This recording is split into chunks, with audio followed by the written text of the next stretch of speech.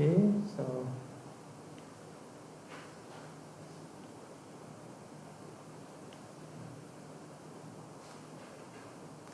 today we will learn contemplation of the mind.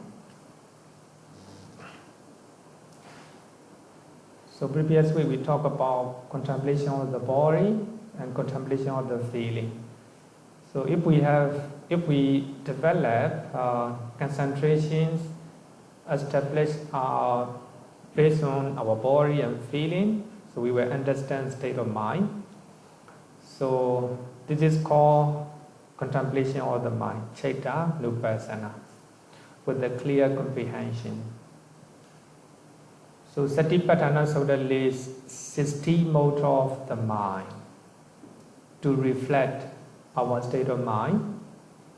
So the first one is in a state of lust, saraga, or free from lust. So actually our mind lust for something we see, something we hear, etc.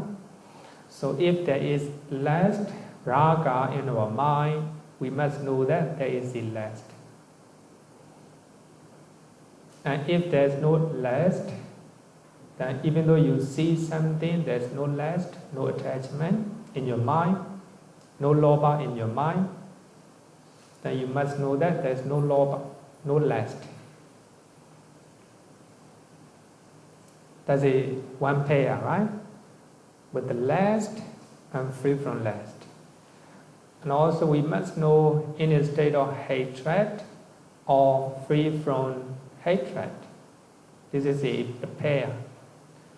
So sometimes if we hear something, hatred or anger arises in our mind. If we know that there is anger in our mind, then that is mindfulness. That's mindfulness. But even though you hear a very big noise, there's no anger in your mind, not even slight irritation in your mind, then you must know that your mind is free from hatred. That's dosa. Then in a state of delusion or free from delusion, this is a moha. In a state of contracted mind, or here actually I will send my note, and also when I teach the matter rupa, then some of the recording there's no song, so I stopped uploading Abhidhamma lessons. For that reason I didn't send to you. So and then later, after uploading all, then I will send it to you. Also, I will send this note also. So if there is delusion in your mind, you know that there is a delusion. If your mind is free from delusion, then you just know that it's free from delusion. In a state of contracted mind, sankheta, you know that your mind is contracted. If your mind is distracted, then you just know that there is distracted mind. Vikkheta is similar to restlessness. Contracted mind is similar to concentration. And develop with the jhana, mahagata, or not develop with the jhana. So if you have a jhana in your mind, you just mindful that you have, you develop the jhana. Your mind is mahagata. If there's no jhana, you just know that there's no jhana, not develop with the jhana. So these are getting higher and higher. Then suppressed mind or unsuppressed mind, mundane and supramundane. So if your mind is suppressed mind, That is in mundane. You just know that it's in mundane chaita. Unsuppressed mind as in unsuppressed mind. Wherever state of mind arises in your mind, you just notice. You just take note. That is called contemplation of the mind. Now, concentrated mind or unconcentrated mind. So actually here, concentrated mind is the concentration. Unconcentrated mind is similar to distracted mind or restlessness. If your mind is concentrated, you just take note that your mind is concentrated. If your mind is not concentrated, just know that your mind is not concentrated. In any type of state of mind, you just take note as it is.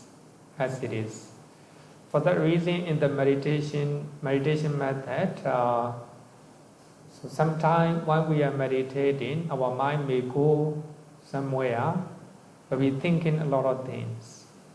You don't know, just thinking, just go with the flow.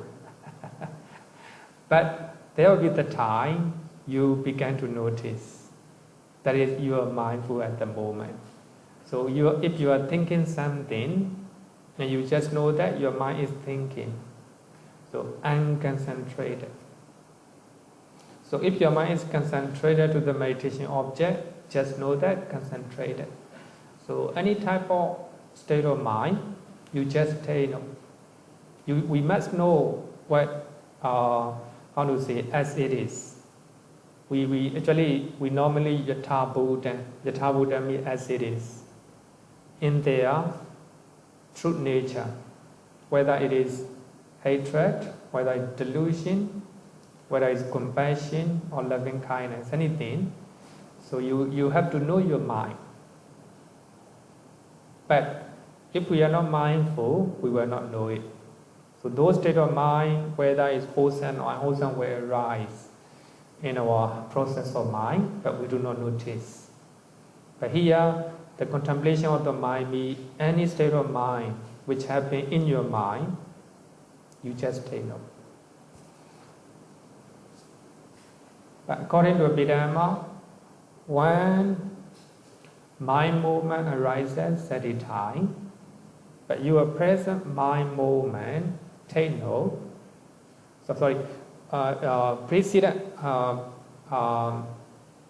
your mind movement take note the present mind movement.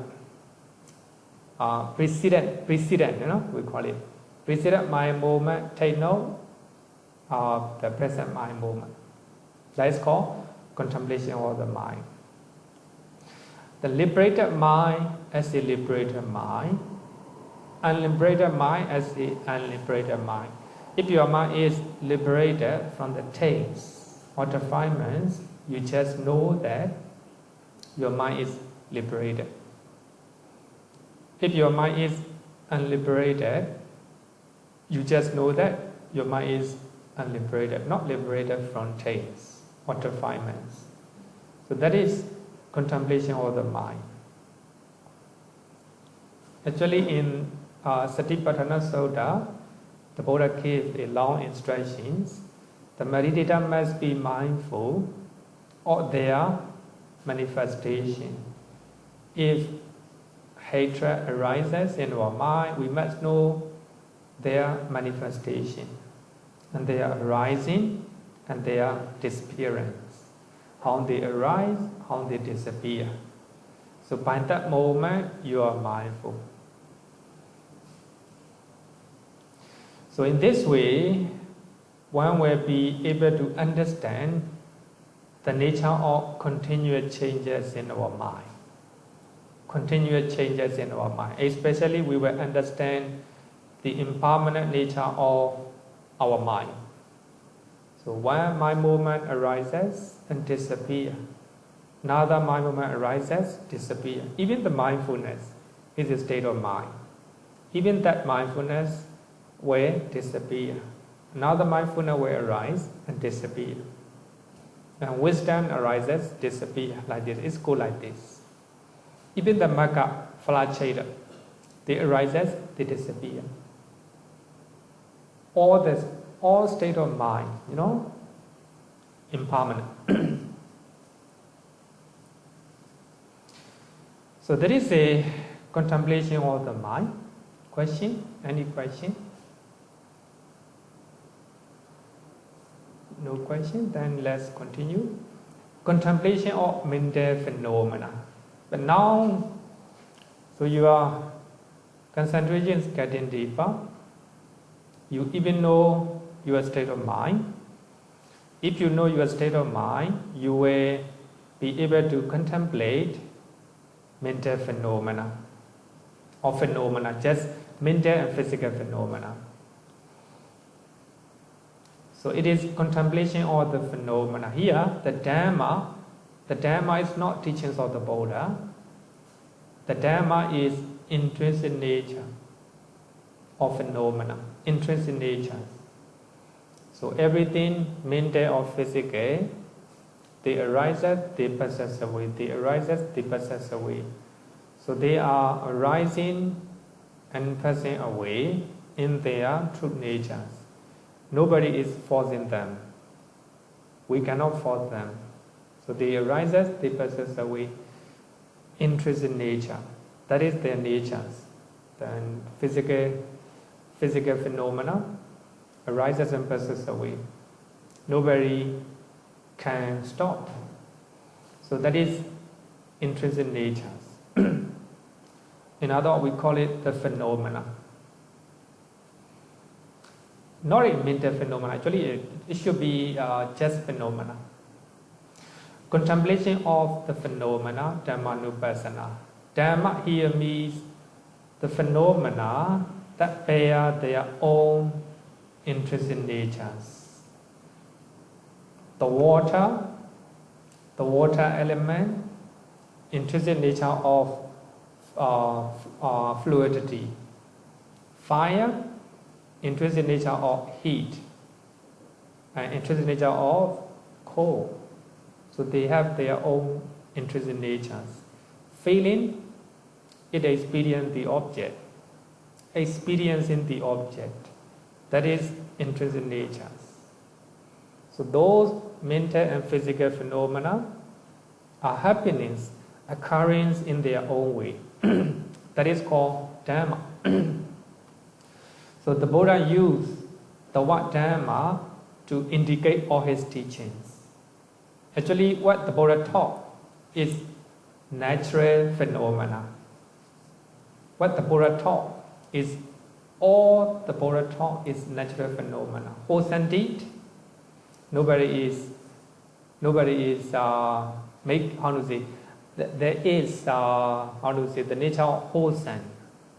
And wholesome deed, whether the king or the beggar or the human beings or animals, whoever do such type of unwholesome actions, unwholesome result will come. So that is called intrinsic nature. So what the Buddha taught is quite natural or intrinsic nature. So for that reason, the Buddha borrowed the word Dhamma to indicate his all teachings. Not only Buddhism and Hinduism also, they use the word Dhamma. The same thing I did, the same explanation and the same approach I did. But here, the Dhamma in the Satipatthana Sutta, Dhamma means the phenomena that bear their own intrinsic natures. So the phenomena are stated using 5 doctrinal topics. In this, in Satipatthana Sutta, the Buddha explained contemplation of phenomena using 5 doctrinal topics. It can be more than that. It can be more than 5. It can be less than 5. But if you know one, enough. Here also the same thing, no? The same thing. So for easy explanation, to clarify the nature of Dharma, how to contemplate the phenomena, the Buddha used 5 doctrinal topics. Actually, these are not news to you. You already learned 5 hindrances.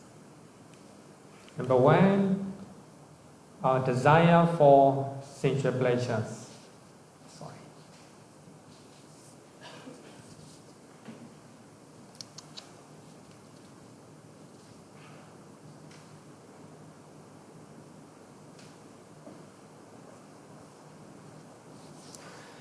5 hindrances, these are phenomena or intrinsic natures.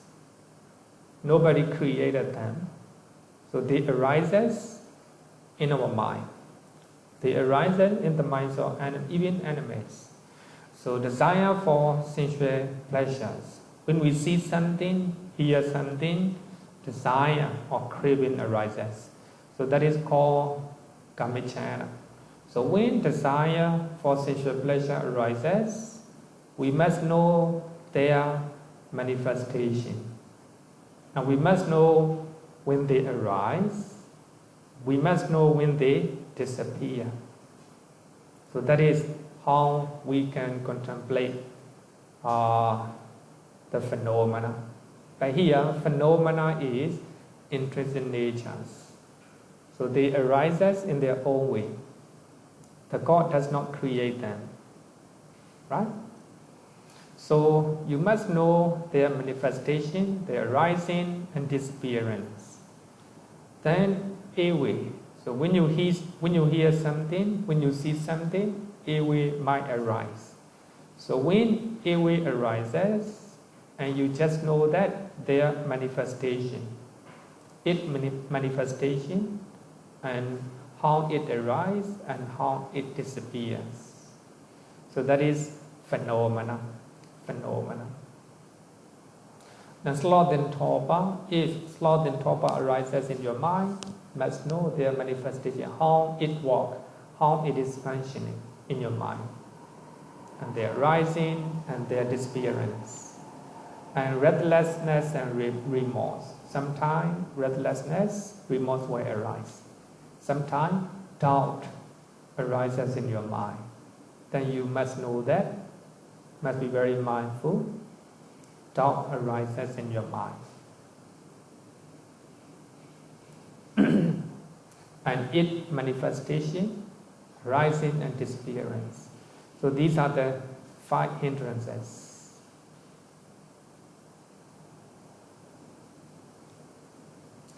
Another one is 5 aggregate.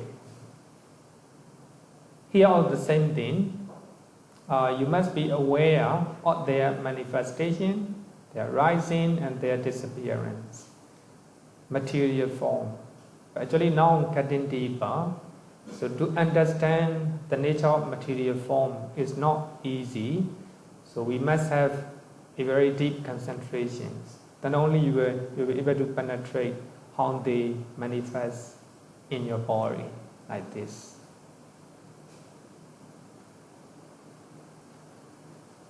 For those who have a deeper concentrations, they can penetrate, they can analyze their body, they can contemplate their body into pieces. Just we have learned in the rupa matter.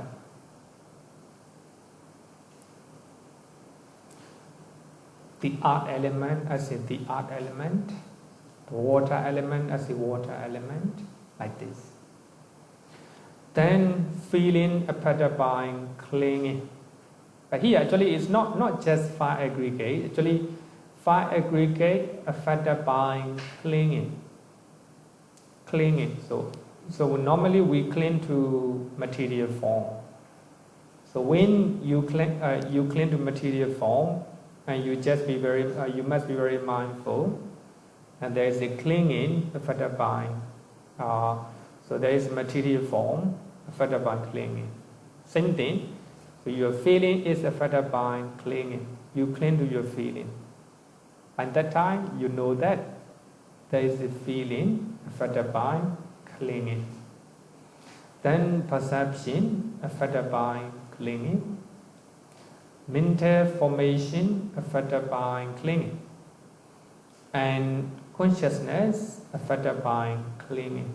If you cling to your consciousness, then you just take note that there is a consciousness affected by clinging. So that is contemplation of phenomena, Dhammanupassana.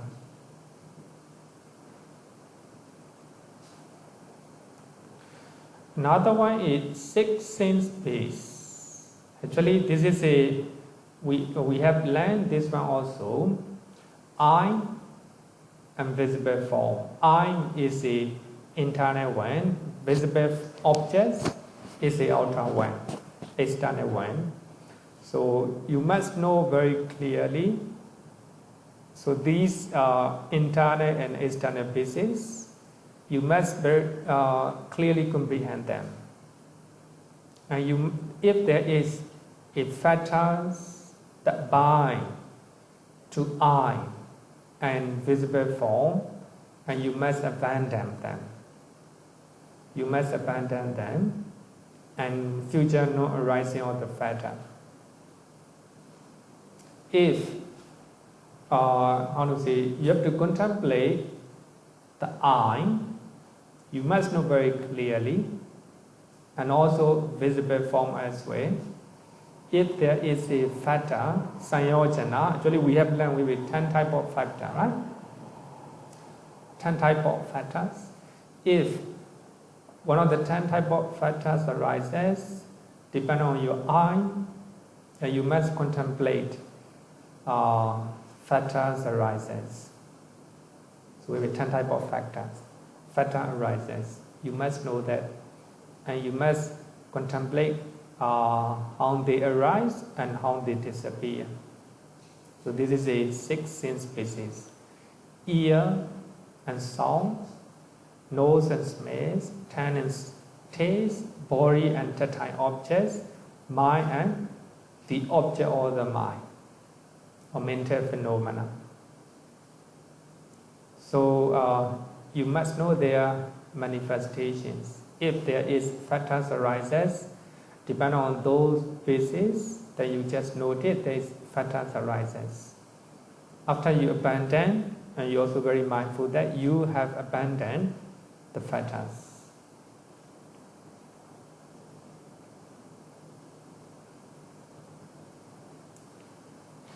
Then next one is the 7 factors of enlightenment.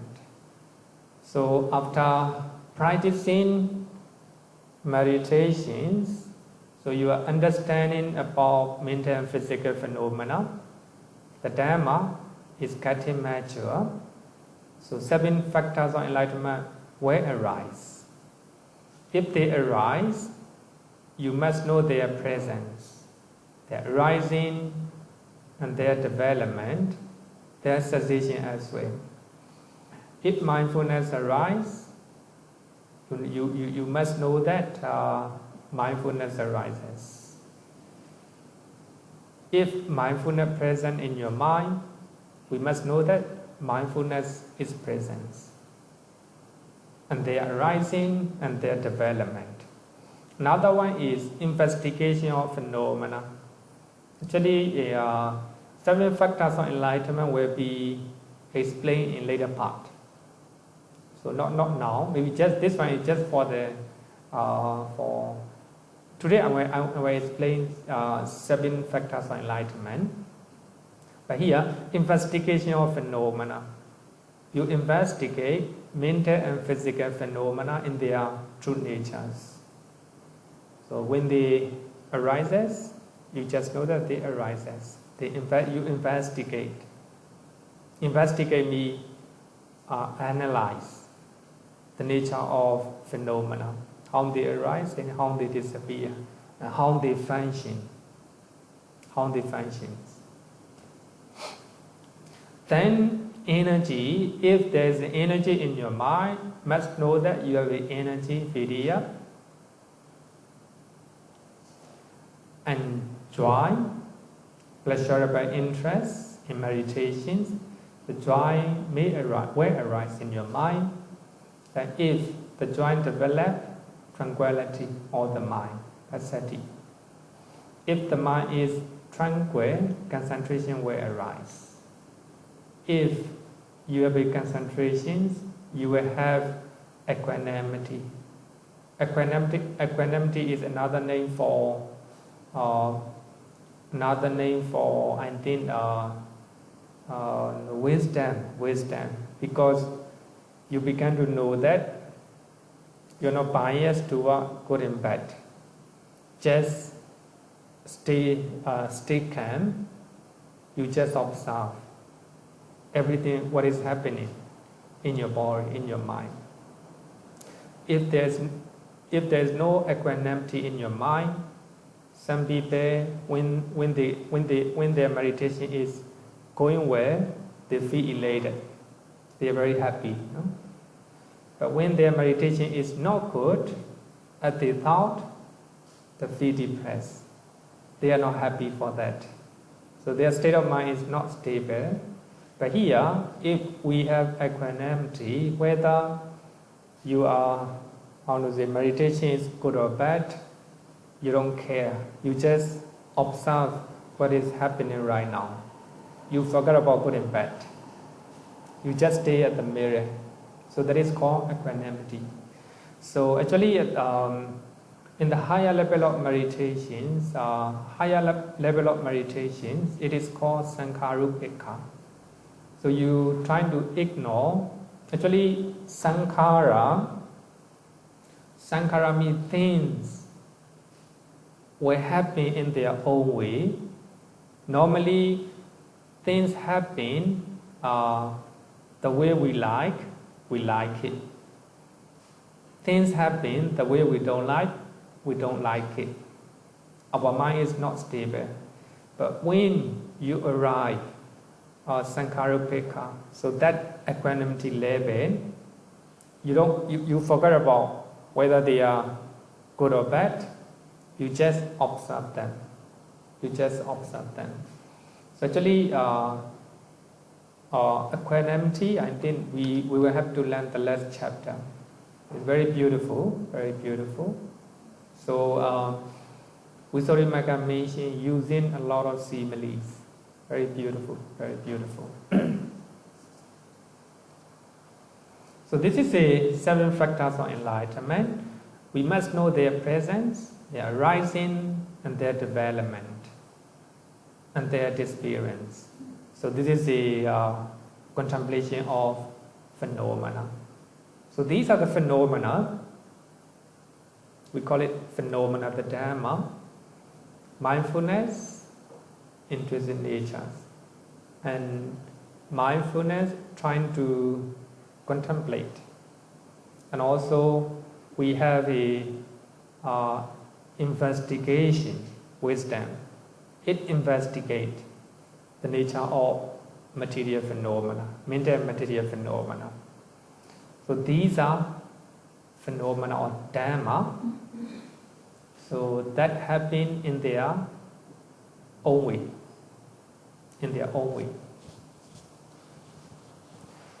Then if you, after practicing 7 factors of enlightenment, you will have understanding the Noble Eightfold Path.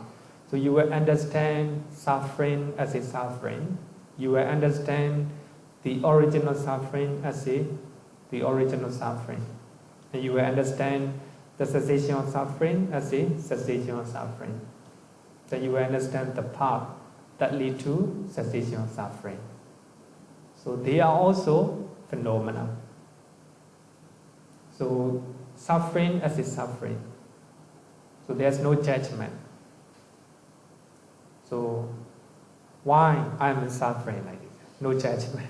You just see suffering as a suffering. And you know that the original suffering. Because of craving, suffering arises. So craving is phenomena. Arises, you just know just a craving. So this is the 5 topics 5 doctrinal topics that the Buddha used in Satipatthana Sutta to talk about phenomena, contemplation of the phenomena.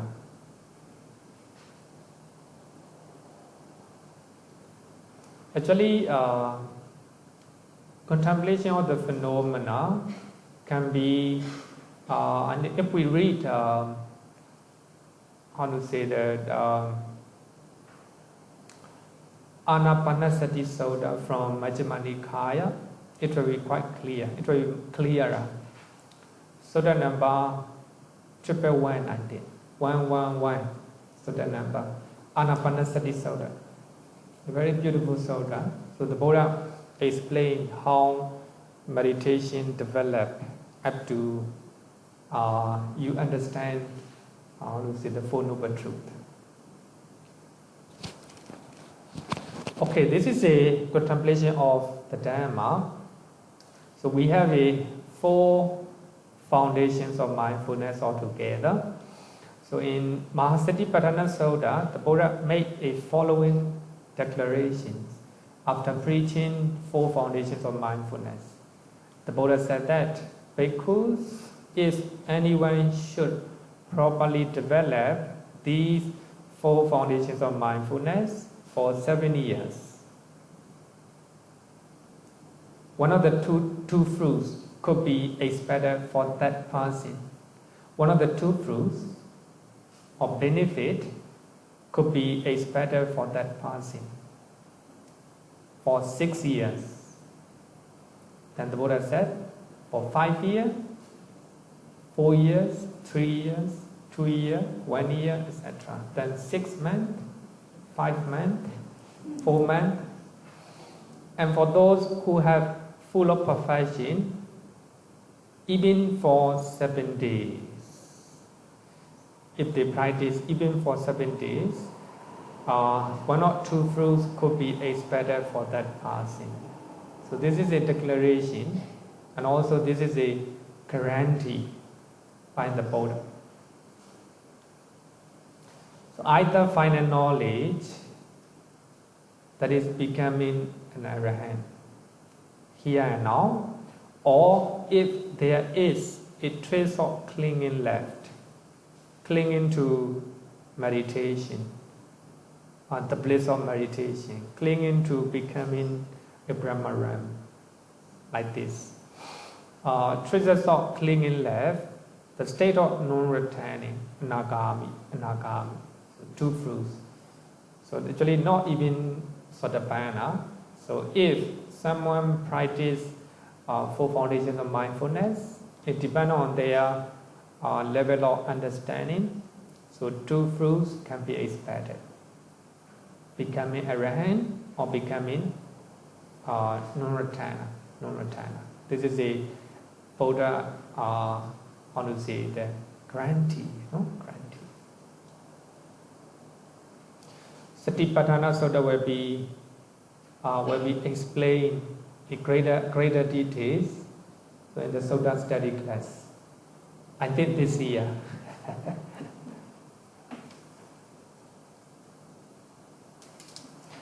Question? Any question?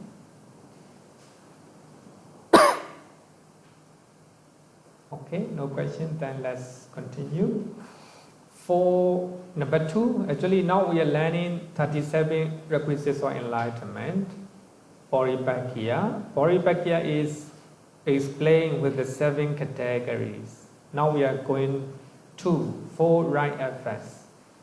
So actually, for sammappadhāna is divided into 2 words, samma and padhāna. Samma means in the right way, padhāna means making an effort. You make an effort in a right way. It is called right effort. It is another name for right effort. Even though there are 4 types of right efforts, so we have to take only one mental factor. So that is effort or energy. Energy is a vidya.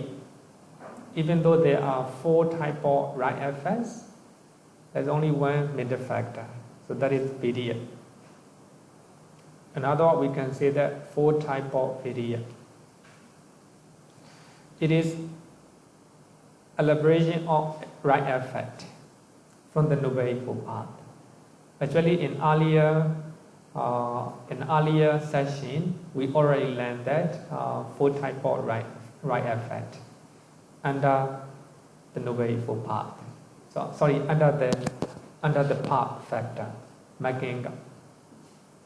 So we have 4 types of right effect. Number 1, striving by restraint.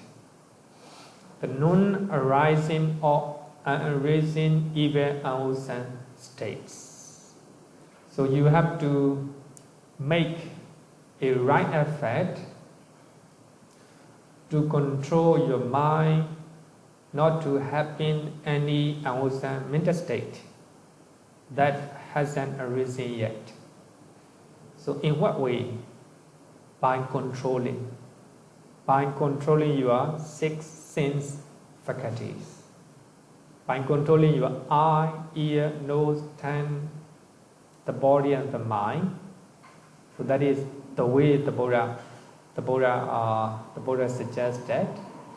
By practicing, striving by restraint, then we can prevent any unwholesome any unwholesome state of mind that hasn't arisen yet. We can prevent. We can call it prevention.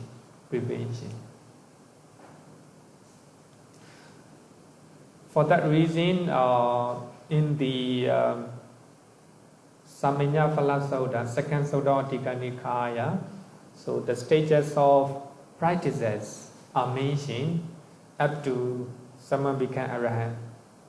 So the Buddha gave a detail, we can say the roadmap to become arahant. So actually, Samanya Sutta is very good example. So in that sutta, the Buddha talk about controlling all 6 senses. So we have to control our eye, ear, nose, tongue, the body, and the mind, not to prevent unwholesome mental states that haven't arisen yet.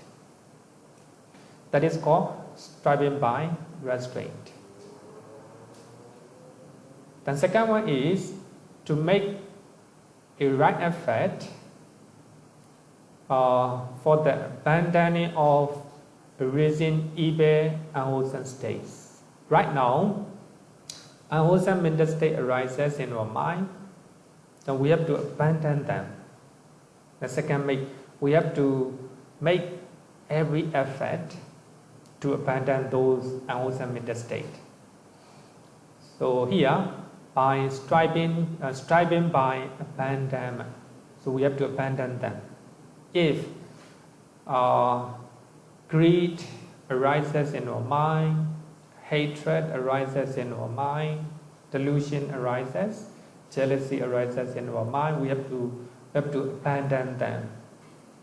So actually, to abandon such unwholesome mental state is not easy. We need right effort. So that is called energy. We need a lot of mental energy, a lot of vidya. That is called striving by abandonment. So what we have to abandon, here the Buddha said, to abandon sensual thought, ill will, and thought of harming. So in our mind, we will have a sensual thought. We want something. Ill will, we don't want. And thought of harming, this is a was. Even want to harm them. So if there is those negative mental states arises in our mind, we have to abandon them.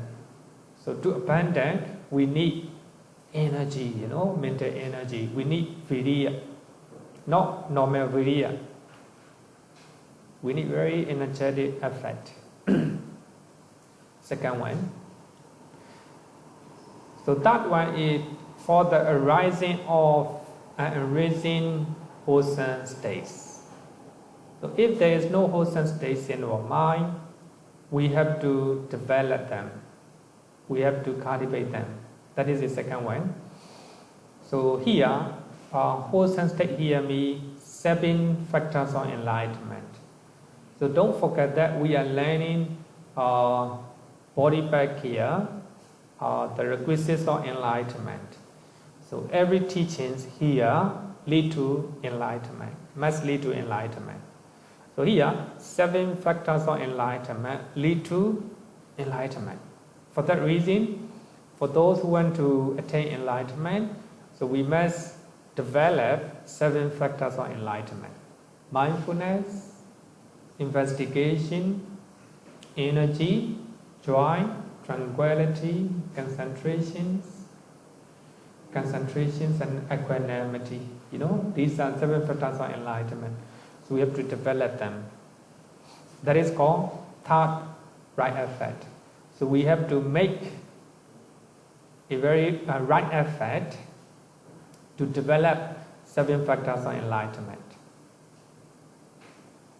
And next one is the maintenance of raising wholesome states. Here, not normal wholesome state. So that is maintaining a favorable object of concentration. You practice breathing meditations.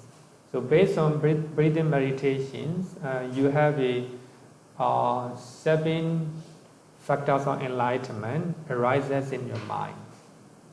So you have to maintain that meditation object. That means breathing meditation object. So you need to make a lot of effort to maintain that meditation object. Now, actually in Pali we call it nimitta. Some people may practice a different meditation object. Whatever meditation object they use, they have to maintain, not to lose that nimitta. To maintain that nimitta, you need to make right effort. That is called the fourth one, striving by protection. You have to protect that nimitta, that meditation object. Suppose you attain jhana by using a certain meditation object, then you have to maintain that nimitta. Otherwise, if you do not make any effort, then you will lose that nimitta. So that is a striving by protection. So that is a 4 type of right effort. Question? Okay, no question. Then let's continue. 4 means to accomplishment. 4 means to accomplishment. It's called iddhipāda. Now we are learning third category. 4 means to accomplishment. Iddhipāda. Iddhipāda is divided into 2 words. Iddhi and pada. Iddhi means power. It is not a supernatural power. Normally, iddhi normally means supernatural power or miracles in many places. But here, iddhi means not supernatural power. It is a spiritual power. Pada means the means or the base or the method or the practice that lead to spiritual power. Here, iddhipāda means the base of spiritual power. So that means the base means sublime and supramundane states according to Abhidhamma. So we have a sublime, 27 sublime state, 8 supramundane state. So sublime and supramundane state. So those we need to accomplish those the base of spiritual power for achieving enlightenment. So by practicing those sublime and supramundane states, then you will attain enlightenment. That is not in normal peace or not in normal means. It is the means or the practice to accomplish attaining enlightenment, accomplish for achieving enlightenment. So we have a 4 means to accomplish. But here also, if you follow iddhipāda, the means to accomplishment, by using this particular category, you can attain enlightenment. You don't need you can forget about everything. Just focus on this one. Right? Number 1, desire, chana. It is a strong desire, a desire to achieve spiritual power or desire to attain enlightenment. Not a normal desire. It is strong desire to attain enlightenment. That is the means and the practice for the accomplishment of attaining of enlightenment. You need a very strong desire. A strong mind can move the mountain. Even the mountain, you can move the mountain with a strong desire. Here also, a very strong desire you need. But while you are meditating, forget about desire. You just focus what you are doing. Sometimes when you are meditating, there is a strong desire to attain nibbana. That is obstacle for you. So what you have to do is, if you are focusing on breathing meditation object, just focus breathing meditation object. But before that, you need a strong desire. Another one is energy. Here, energy is viriya or effort. It is nothing but four type of right effort that we already learned. Here, energy means not normal energy. It is 4 type of right effort. So you have to control your mind not to arise any possible unwholesome state. If there is unwholesome state arises in your mind, you have to abandon them. If there is no wholesome state of mind, you have to develop. If there is a very well-established nimitta, then you have to maintain that one until you attain enlightenment. So that is called energy, 4 type of right effect. If we learn one thing, it covers everything, it covers everything. Energy or effect. Next one is the mind, cheda. Not a normal cheda, it is intense resolution or willpower engrossed in the thought of achieving enlightenment. So that is very similar to strong desire, but this is a willpower. You must have a willpower for achieving enlightenment. This is a very important. Some people, they go to meditation retreat with a different state of mind. Some people go there just for clear their unwholesome thoughts. It's a good desire. Some people, they want to attain enlightenment. Very strong desire with power, power. There's one monk from Czechoslovakia, from Czech Republic, from Europe, in Myanmar, and he said that he want to become arahant in this life. He follow every winter rules. He do not even wear the slipper. wherever he go, he wear only 3 robes. Even he go to Europe, it's kind of very cold, he does not wear, he just wear only 3 robes. And so he said that he want to become arahant in this life with power, strong desire. So there are many people like this. So to attain enlightenment, we must have such a willpower or resolution.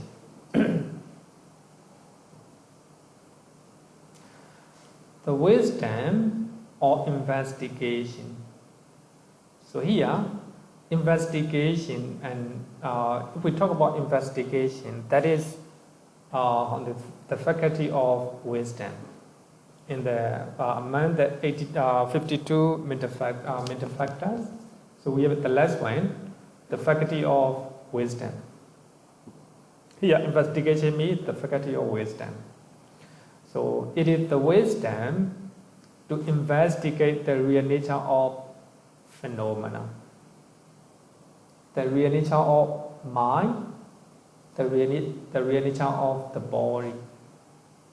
Trying to investigate or to analyze the nature of mental and physical phenomena, you must have wisdom or understanding. Otherwise, you cannot investigate. Here, investigation for that reason is called panya, wisdom. So if you have these 4 means or 4 practices or 4 methods, whatever you call it, this is for accomplishment. Accomplishment here means for the achieving enlightenment. If you have a strong desire, if you have a energy, right effect, if you have the willpower, and if you have a investigation, so it will be the method for achieving spiritual power. Spiritual power is nothing but enlightenment, body. Question? Okay, clear? Number 4 category is 5 faculties. So here, indriya, as usual, actually we have learned 22 indriya, 22 faculties. So here, the same thing, indriya here means mastery over the negative mental forces. But here is different. So mastery over the negative mental forces. Because we are talking about the faculties from faculty in the body back here. So this is a spiritual faculty. We call it spiritual faculties. So we have 5 spiritual faculties. So if we have those 5, we'll be able to control over negative mental states and achieve enlightenment. If we practice 5 spiritual faculties, you can forget about the other 6.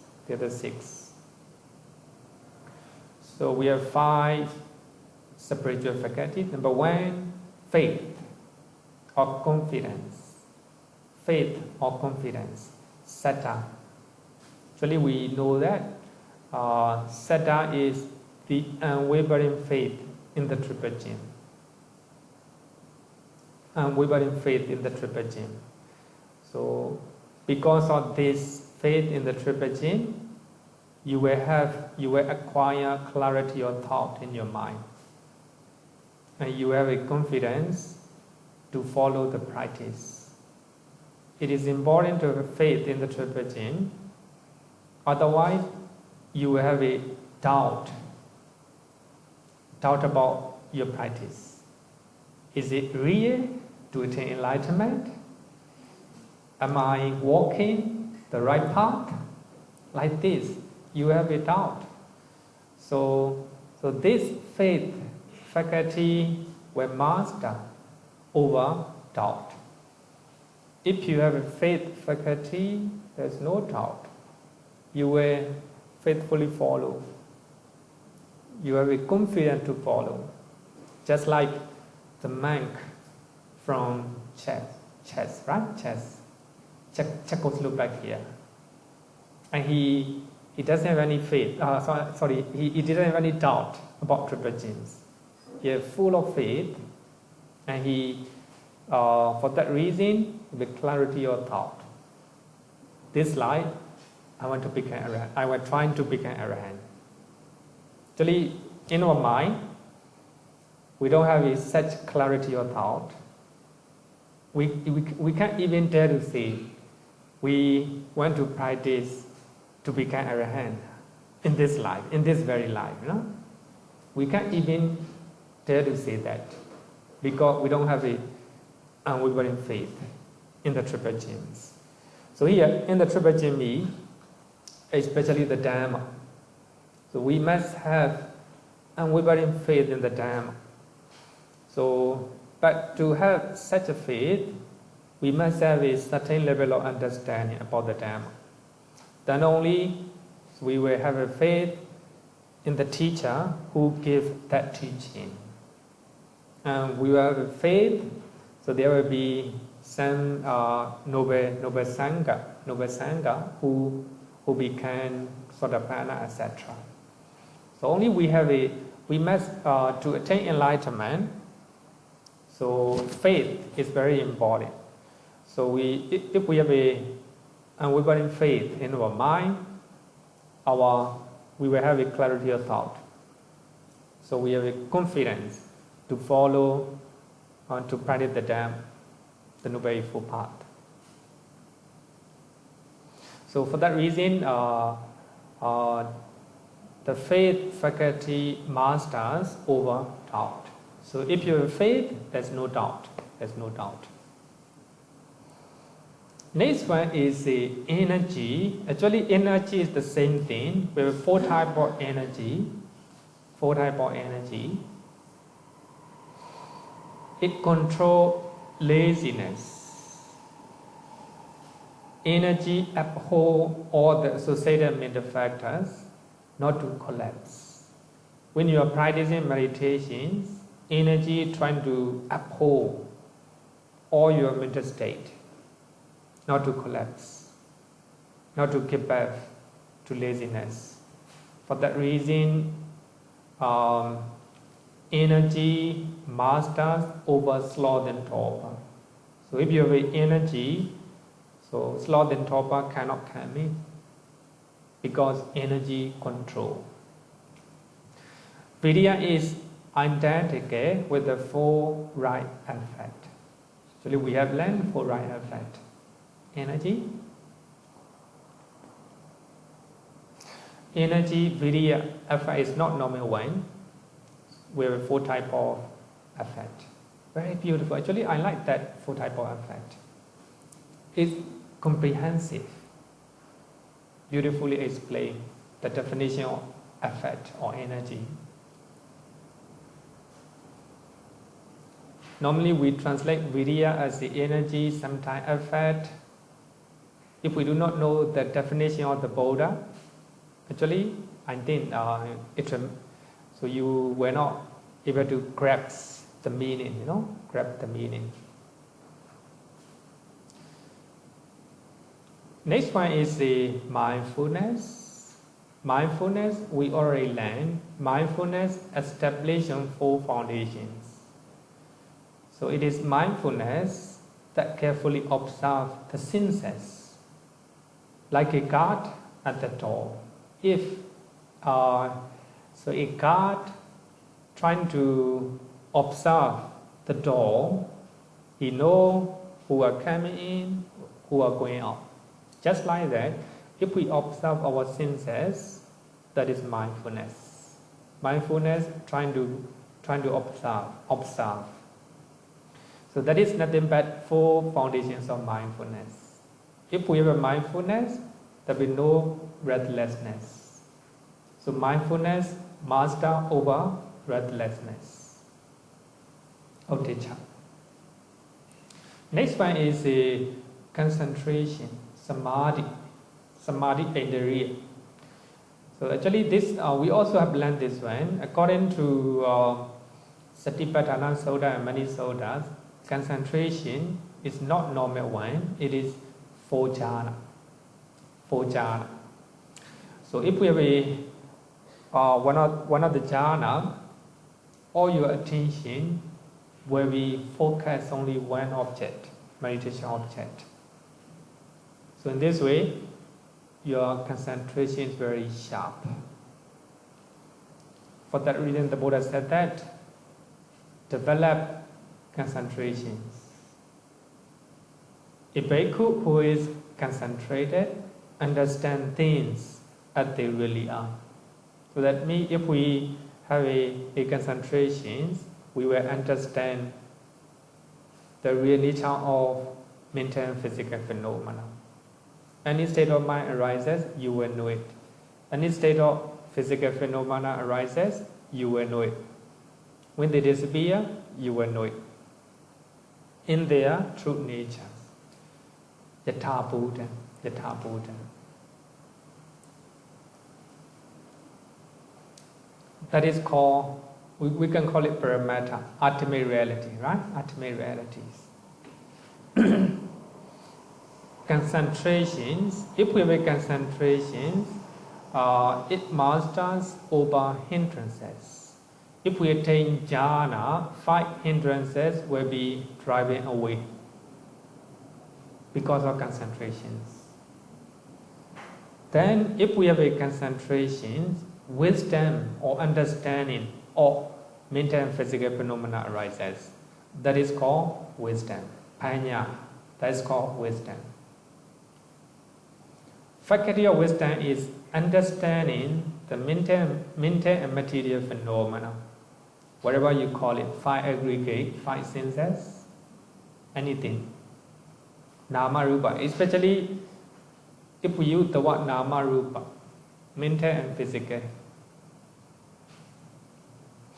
in their real nature, in their real natures. So their real nature is only 3: impermanence, suffering, non-self. You will understand the impermanent nature of those mental and physical phenomena, a suffering nature, a non-self nature. That is called wisdom. Understanding is the wisdom. So if you have an understanding, that means you attain enlightenment. First, you must have a faith in the triple gem, especially in the Dhamma. Then you make energy, you make right effort. Then mindfulness. If you are mindful, concentration arises. If concentration arises, then wisdom and understanding naturally come in. That is 5 spiritual faculties. They are called faculties because they control over negative forces. Negative forces. They master over negative mental state. So if we have a faith, doubt disappear. If you have energy, then sloth and torpor disappear. If you have a mindfulness, restlessness disappear. If you have a concentration, 5 hindrances. If you have understanding, then ignorance ran away. If there's no ignorance, no sankhara, no vijnana. This is the end of suffering. The whole mass of cessation of the whole mass of suffering, the Buddha used in the Dependent Originations. If no craving, there will be no suffering. That is enlightenment. Actually, the Buddha explained using different categories. So we can explain the path or the practice, how to attain enlightenment, by using 5 faculties, 5 spiritual faculties. And the Buddha explained by using 4 means to accomplishment, like this. So for that reason, in Dhammacakkappavattana Sutta, the Buddha said that this is the noble truth of suffering, or noble truth of the origin of suffering, cessation of suffering, the path that leads to cessation of suffering. If you know that, that's all bhikkhus, with the respect to things I had before, there arose in me the I.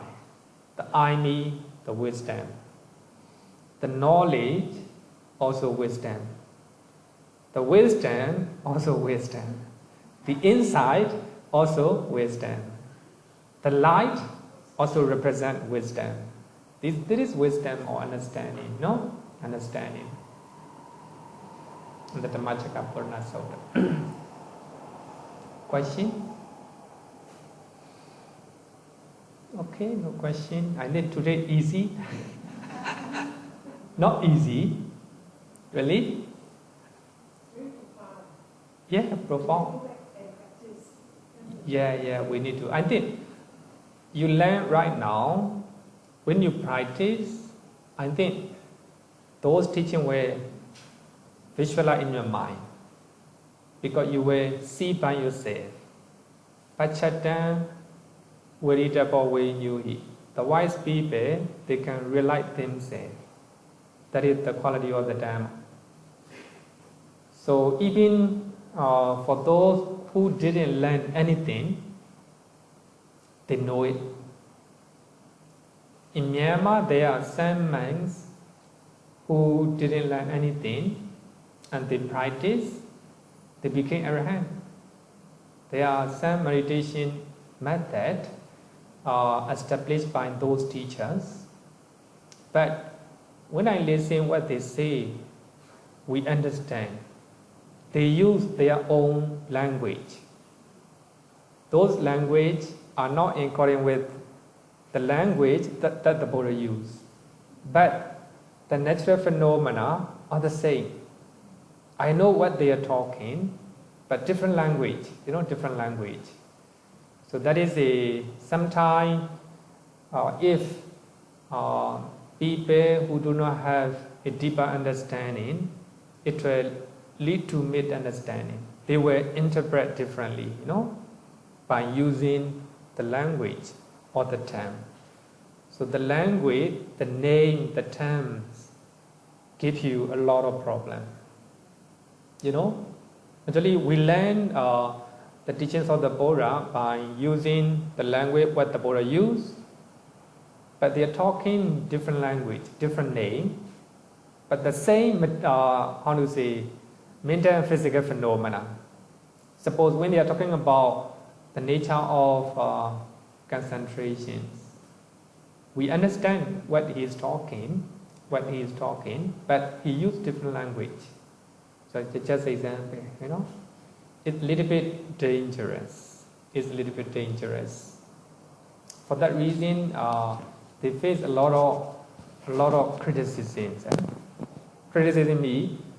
Actually, I can understand. So what some of them they say, what they experience, it is the truth. But actually, some educated monks who are very rigid, they think that only the term in the Tipitaka is correct, and they criticize those monks. Actually, they have their own experience, real experience, but the way they present, the way they teach, is they do not use the language from the Pali Canon. So what I want to say is, profound, yes, but if you practice, I think you will begin to understand, these one by one.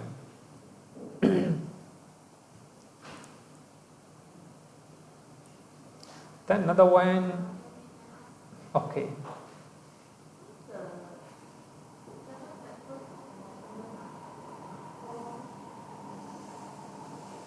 Why the 7 factors of enlightenment are called sattva bojjhaṅga? Sattva bojjhaṅga. Okay, I think we have to learn in next category, because we have 7 category. Now we are talking about 5 category, 5th category. So later I will explain. It's given from the Saturday night bojjhaṅga. Same. Yeah, same. Saturday night we are chanting So actually, start the best thing is to practice. But of course, chanting also make a lot of good result. The Buddha hymn said, chant for the Venerable Kassapa, Venerable Mangala, and even the Venerable Chona chant bojjhaṅga soda for the Buddha. Then after hearing so their diseases, their sickness ran away, disappear. Actually, the way that commentary mentions is very beautiful, because the Buddha is a Arahant, a Venerable Mahakassapa, Mangala, they are also Arahant. So they already understood 7 factors of enlightenment. So why other people are chanting, they concentrate what they have experienced. Then their mind is very pure. Then after hearing, by the power of their mind, their diseases ran away. This is the chanting and listening of the benefit of bojjhaṅga soda. But anyway, this is to practice. Actually, to practice. We have to practice. Regarding with the 4 faculty of wisdom, I think it is very good to take note, balancing faculties. So we need to balance faith and wisdom. So they must be balanced each other in order to avoid the blind faith and intellectual cunning. For those who have a lot of faith, no wisdom follow, then blind faith will arise. So they will have a strong faith in something which is not correct. But faith must be followed by wisdom. Some people, they have a lot of knowledge. Here is wisdom in knowledge, not the wisdom, not real wisdom. The knowledge, some people have a lot of knowledge, they don't have any faith. They criticize miracles, they criticize past life and previous life, no faith at all. Then we call it intellectual cunning or intellectual cleverness. They are very clever to excuse. They are very clever to debate with other people. They use knowledge just to debate, just to win over someone. They don't have any faith. They do not practice. That's called intellectual cunning. So wisdom, the knowledge and faith must be balanced each other. If some people have a lot of knowledge, not even slight faith, then they will lose chances. Some people have a lot of faith, no knowledge, then lead to blind faith. Another one is energy and concentrations. If you have a lot of energy, you make a lot of effort, but your mind is not concentrated. Then your energy must be balanced with the concentrations. Then you are meditating, you have a lot of concentrations. Your mind is concentrated. Then you do not make any effort. You just go with the flow. Then later on, your concentration will get into trouble or lost. So sometimes when your meditation, concentration is very strong, then you know what is happening. But you do not make any effort. Just go with previous flow, the power of concentrations. But if you do not make a proper energy or effort, then that concentration will lose. For that reason, energy and concentration must be balanced each other. Some people they are trying hard for their exam. They with a lot of try hard, a lot of worry. Then the mind is not concentrated. So even though they make a lot of energy, they make a lot of effort, if they have concentration, they cannot memorize their lessons. So energy, our effort, must be balanced with the concentrations. So that is called balancing faculties. Question?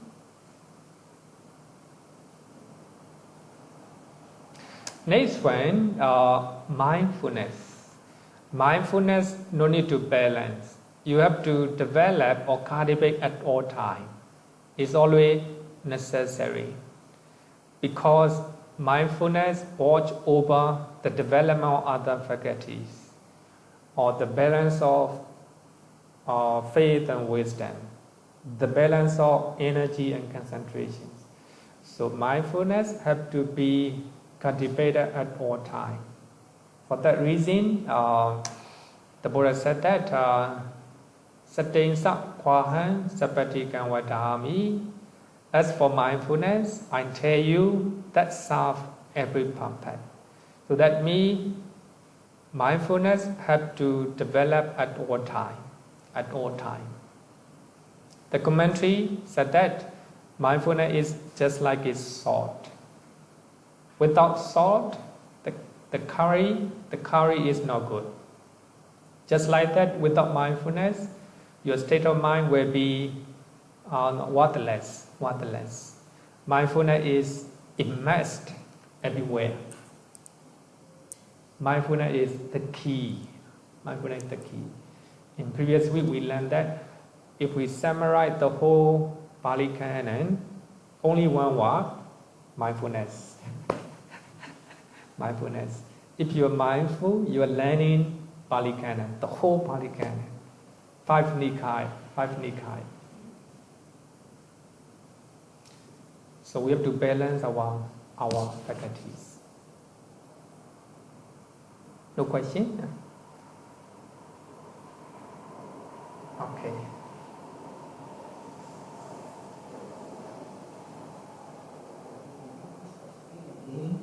All mindfulness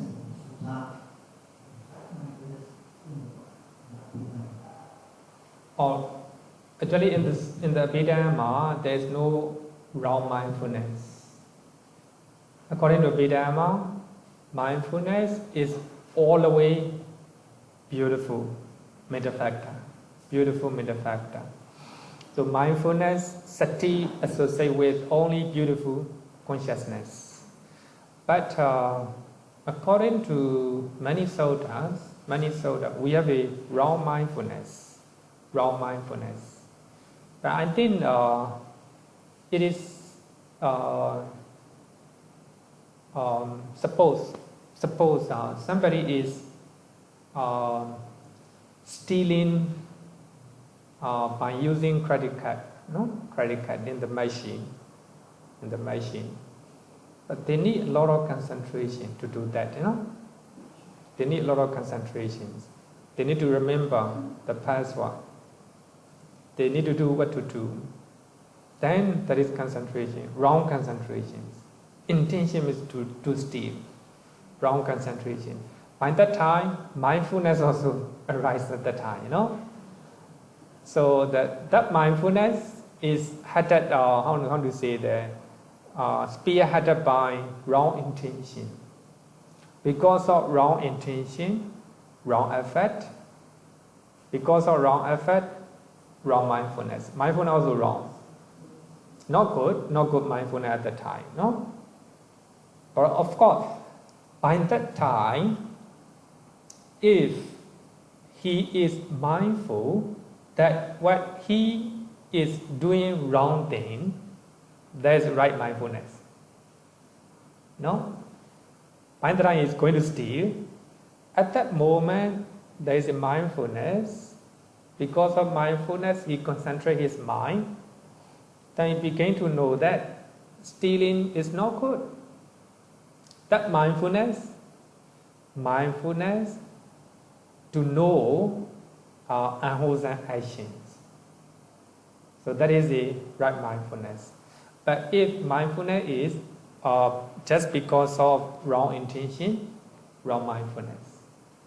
Actually, we have to follow suttas. Suttas are the Dhamma. Suttas are the Dhamma.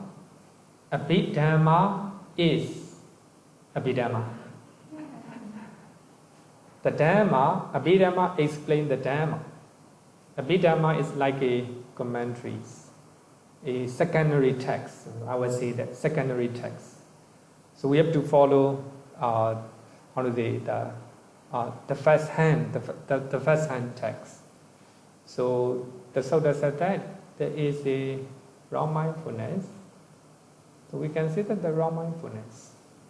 But of course, we have to listen Abhidhamma as well. Abhidhamma interpret. There's no wrong mindfulness. Mindfulness all the time associated with. Sometimes,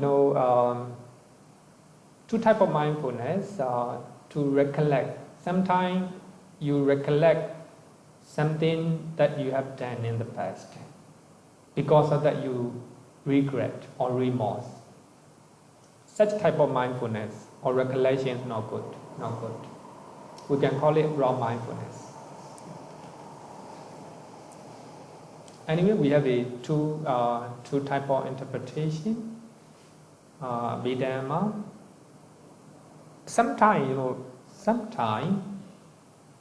what we are talking is not 7 Abhidhamma texts. Now what we are learning is Abhidhammata Sangha, meaning of Abhidhamma, not 7 Abhidhamma texts. So the teaching that we are learning from this book, Abhidhammata Sangha, sometimes different from 7 Abhidhamma texts. So we have to understand that. I think when we are learning Dipana origination, I will explain a little bit. So sometimes this is a commentary, the commentary. Different type of, normally commentary trying to elaborate, but this commentary trying to summarize. We call it, what is it, Tham, right? Tham. This one? Huh? How you call it? Huh? Little finger. Right? Little finger. Huh? So this Abhidhammata Sangha is called little finger commentary. But the reason is the book is so thin, only about 50 pages. It is about the size of the little finger, For that reason, it's called little finger commentaries in the history of Pali literature. The reason is it's very small, but we call it commentary. Normally, commentary trying to explain in details, trying to elaborate. This is the nature of commentary. But this one, different. Trying to summarize all the teaching from 7 Abhidhamma texts. Not only 7 Abhidhamma texts, it summarizes all the teachings of the Buddha. 37 requisites of enlightenment are summary of the list of practices that lead to enlightenment. As I earlier said, last week I said that there are more than 50 body back here. But on the Visuddhimagga and Commentator, they take only 37. There are more than that, more than 37, right? Normally in the Pali Canon, in the Suttas, 7 factors of enlightenment, bojjhaṅga, are called bodhipakkhya. 7 bojjhaṅga and body back here. Sometimes we can see in the same name, right? Anyway,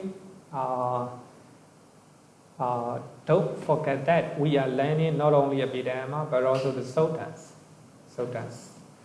For that reason, when I teach Abhidhamma, whether in English or in Burmese, so I use a lot of suttas.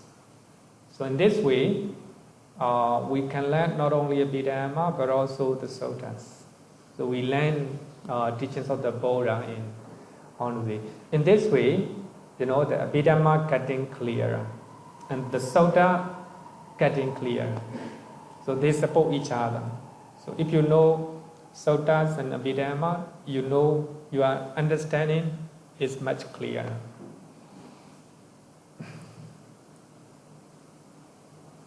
So the difference is, suttas, you will see different method of teaching. Sometimes the Buddha used the word 5 practices to go to Nibbana. Sometimes 7, sometimes 8. It is confusing if you do not understand the nature of suttas. But in the case of Abhidhamma, trying to summarize, trying to narrow down, for that reason we have the list of the Dhamma, 52 major factors. So in my case, when I was young, I was shocked to know that some Abhidhamma from other Buddhist schools, some say 47 major factors, some say 50 major factors. I was shocked. But what I knew is only 52. So what I mean is Abhidhamma trying to narrow down the list of mental state, mental factor. So only 52. Whatever mental state find in the suttas, so it will trying to keep it in that category. Even now we are learning investigation, right? Investigating vimansa, investigating mental phenomena, mental and physical phenomena. But we're trying to put into wisdom. We're trying to put into the wisdom, right? Just like that. And also there are many things, just like tranquility in the seven Factors of Enlightenment. Tranquility, we take 2, mental and body tranquility and mental tranquility. So even though you can find 1, but in the case of mental factor, 2, like this. So I think we have to understand, we have to open our mind like this. Otherwise, it will be very confusing. I like Abhidhamma. The reason is very systematic explanation, such a wonderful and systematic explanations. All the mind.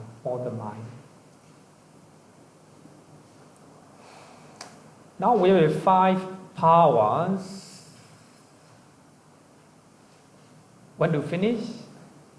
I think let's finish this one. I think going to finish. 5 powers. It is bala. So they are the same. They are the same as the 5 faculties, but they have different functions. So we have 5 powers which are similar to 5 faculties. So here, bala means the power.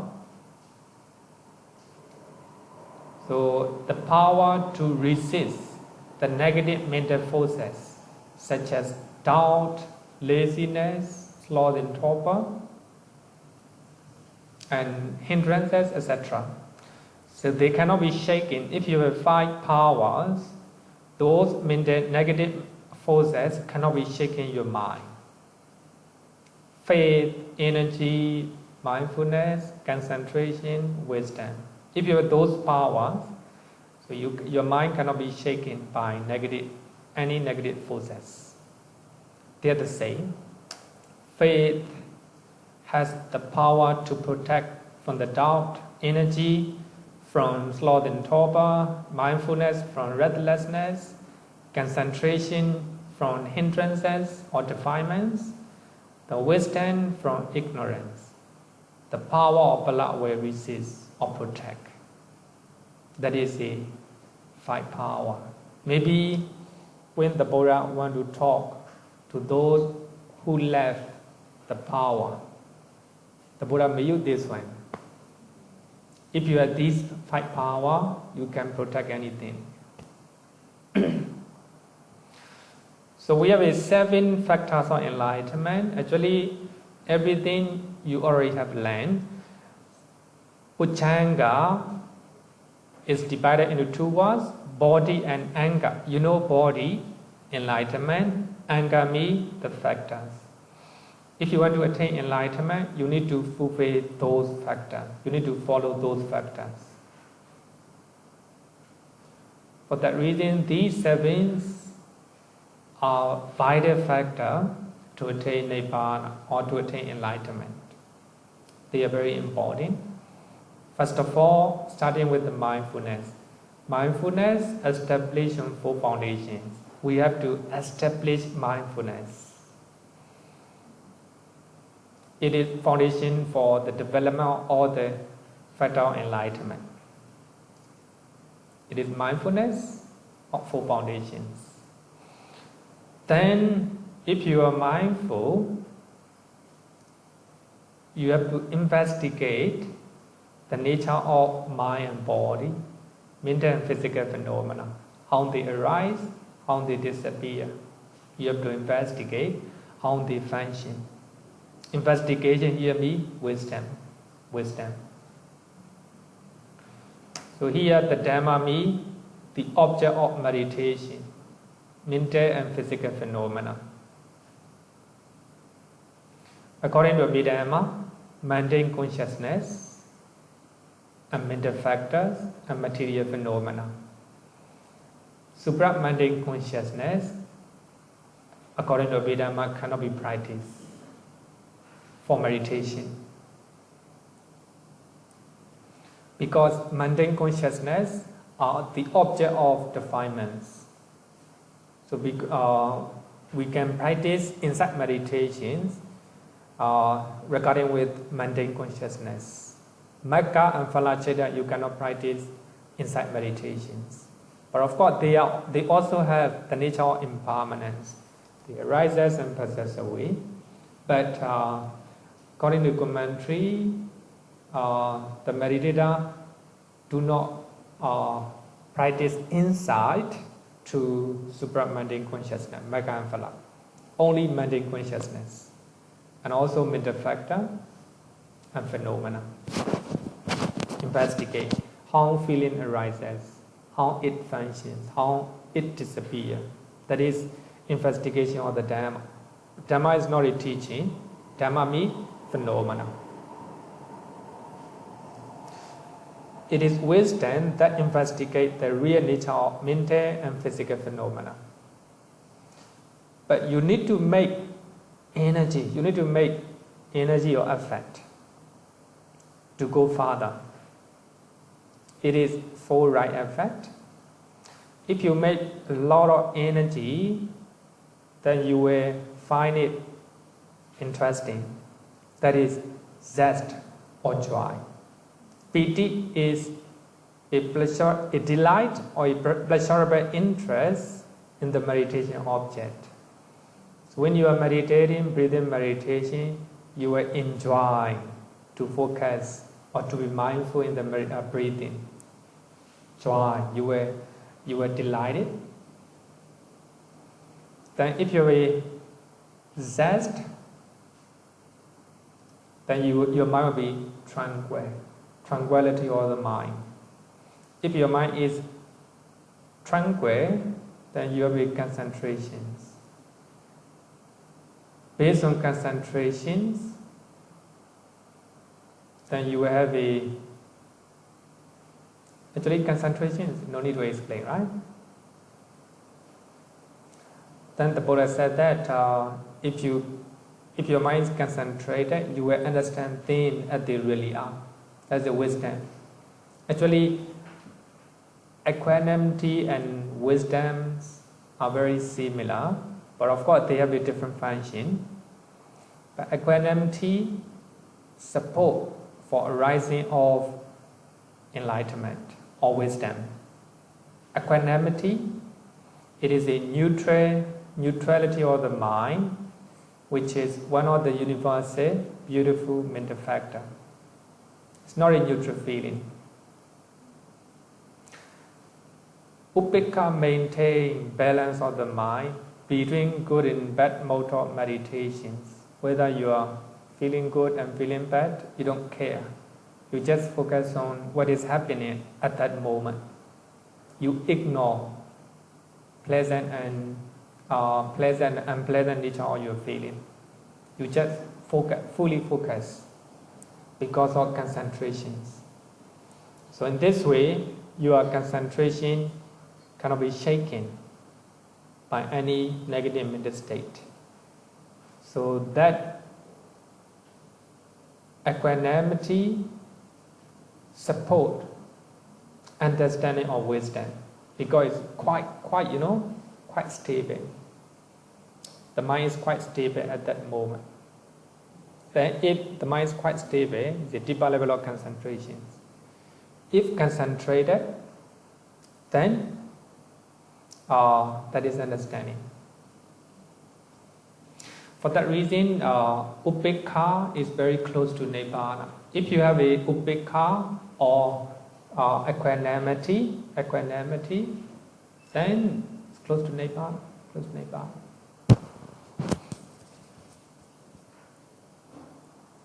So that is a 7 factors of enlightenment. 7 factors of enlightenment. In the 7 stages of purity, visuddhi, 7 stages of purity. Actually, the purity of the mind is purity of the mind is stated in seven stages. The last one is a kankha vitarana visuddhi.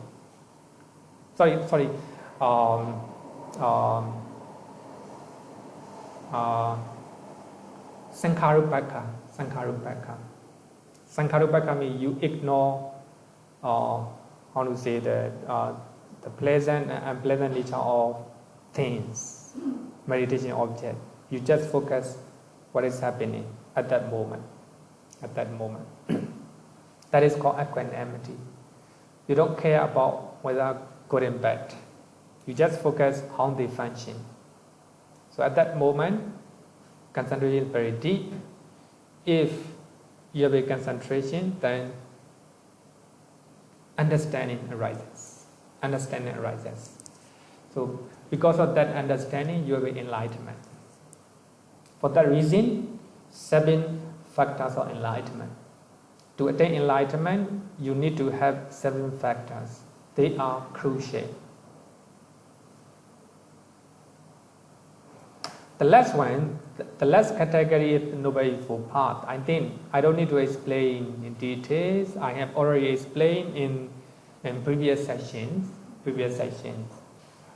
So the Buddha said that without veering to what I thought 2 extremes, the Tathagata has discovered the middle way, that is the Noble Eightfold Path. That middle way gives right to vision means wisdom.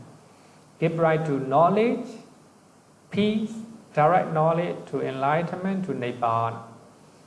So that is the path that leads into the cessation of suffering. The Noble Eightfold Path, right view, right thought. That is considered wisdom. Right speech, based on right view and right thought, you have a right view, right speech, right action, right livelihood. That is considered morality part. But when you meditate, right speech, right action, right livelihood are not functioning. Only the rest of the 5. Right view, right thought, right effect, right mindfulness, right concentration. Only these 5 will be functioning when you are meditating. So here, right effect, right mindfulness, right concentration. These are considered concentrations. Then here you have the Noble Eightfold Path in with the right concentrations. As we have learned that if we have a right concentration, we will have a right knowledge or right understanding.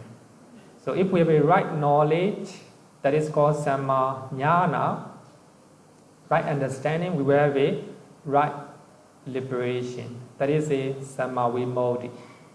Sammavimodhi, right liberation, is nothing but enlightenment. For that reason, the Noble Eightfold Path, you will have a right concentrations. Based on that right concentrations, Pali Canon mentioned that right knowledge or right understanding will arise. Then because of right knowledge, then right liberation, your mind is fully liberated. That is enlightenment. Paripakkaya means the requisites that are on the side of enlightenment, the front of enlightenment, because they conduce to attain enlightenment. So we have a 37 requisites of enlightenment. You don't need to practice all. If you practice one category, more than enough to attain enlightenment. I think that's all. If you have a question, only one. One. Okay, then no question. Next week, 2 weeks, we will close the lessons. Okay, thank you.